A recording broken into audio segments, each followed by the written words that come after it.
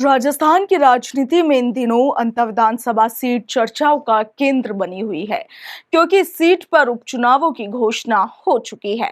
Congress BJP अपने अपने उम्मीदवारों पर विचार कर रही है और उधर नरेश मीणा अंतर विधानसभा सीट से चुनाव लड़ने का ऐलान कर चुके हैं। मगर उपचुनावों की घोषणा के साथ ही इस सीट को लेकर अब कई तरह के सवाल भी उठ रहे हैं, जिनमें से सबसे बड़ा सवाल ये कि यदि पूर्व विधायक कंवरलाल मीणा की दया याचिका पर राज्यपाल राहत देते हैं, तो क्या चुनाव प्रक्रिया को रोका जा सकता है। गौरतलब है कि अंता सीट पर भाजपा विधायक कंवरलाल मीणा की अयोग्यता के बाद खाली हुई थी।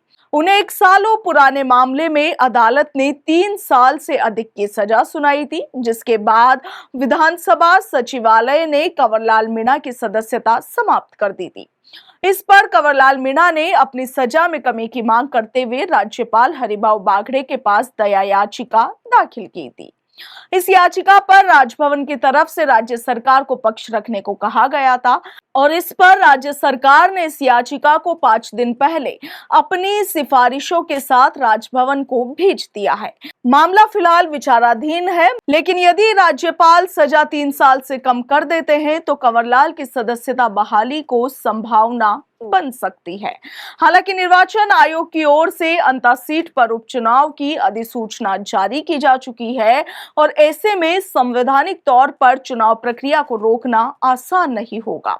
यह मामला कानूनों की व्याख्या का विषय बन सकता है। अंता उपचुनाव न केवल एक विधानसभा सीट का चुनाव होगा, बल्कि अब यह राजस्थान की सियासत में संवैधानिक प्रक्रियाओं और इसके साथ ही राजनीतिक नैतिकता की परीक्षा भी मानी जा रही है। राज्यपाल का फैसला, चुनाव आयोग की स्थिति और राजनीतिक दलों की रणनीति, ये तीनों मिलकर ये तय करेंगे कि अंता का अगला अध्याय किस दिशा में आएगा। अब यहाँ एक और सवाल ये भी है कि क्या वाकई उपचुनाव प्रक्रिया रोकी जा सकती है। तो देखिए, कानूनी विशेषज्ञों के मुताबिक एक बार निर्वाचन आयोग द्वारा अधिसूचना जारी होने के बाद चुनावी प्रक्रिया को रोकना केवल न्यायालय और आयोग के विशेष आदेश से ही संभव होता है। यदि राज्यपाल की ओर से दया याचिका पर निर्णय उपचुनाव के बीच में आता है, तो आप देखिए कि यह मामला संवैधानिक जटिलताओं का रूप ले सकता है और यदि यह निर्णय 13 अक्टूबर यानी कि नामांकन प्रक्रिया से पहले आता है, तो ये चुनाव प्रक्रिया रद्द हो जाएगी। आपको बता दें कि कोर्ट ने कंवरलाल मीणा को एक राजनीतिक आंदोलन के दौरान एसडीएम पर पिस्टल तानने के मामले में 3 साल की सजा सुनाई थी और इसके बाद उनकी विधायकी भी रद्द कर दी गई थी। राज्य सरकार ने इस याचिका पर पिछले सप्ताह ही राजभवन को अपनी सिफारिश भेजी है और यहां पर यदि सूत्रों की मानी जाए तो राज्य सरकार की तरफ से भेजी गई सिफारिश कंवरलाल मीणा के राजनीतिक भविष्य के लिहाज से काफी सकारात्मक है। कंवरलाल मीणा पर यह मामला तकरीबन 20 साल पुराना है। मामले में हाईकोर्ट और सुप्रीम कोर्ट में राहत की गुहार भी लगाई गई थी, मगर उन्हें कोई भी राहत नहीं मिली। ऐसे में उनकी विधानसभा सदस्यता समाप्त कर दी गई है। वहीं आप देखिए कि अंता विधानसभा सीट पर मीणा समुदाय का वर्चस्व माना जाता है। 12 जिले में लगभग 22% अनुसूचित जनजाति जनसंख्या है, जिनमें मीणा समाज प्रमुख भूमिका रखता है। इनके अलावा जैन, ब्राह्मण, गुर्जर और किसान वर्ग भी निर्णायक यहाँ पर भूमिका रखते हैं। भाजपा आमतौर पर मीणा समाज और इसके साथ ही ग्रामीण मतदाताओं पर निर्भर रहती है, जबकि दूसरी ओर कांग्रेस का आधार शहरी और व्यापारी वर्ग को मजबूत माना जाता है।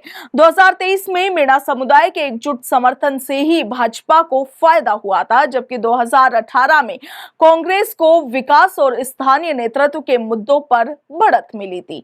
अंता विधानसभा सीट 12 जिले में आती है और हाड़ौती क्षेत्र की राजनीतिक दृष्टि से काफी महत्वपूर्ण सीटों में से एक है। इस क्षेत्र में भाजपा और कांग्रेस के बीच सीधी टक्कर का इतिहास रहा है। 2018 में कांग्रेस के प्रमोद जैन भाया ने बड़ी जीत यहां से दर्ज की थी, मगर 2023 में कंवरलाल मीणा ने वापसी करते हुए भाजपा को सीट दिलाई थी।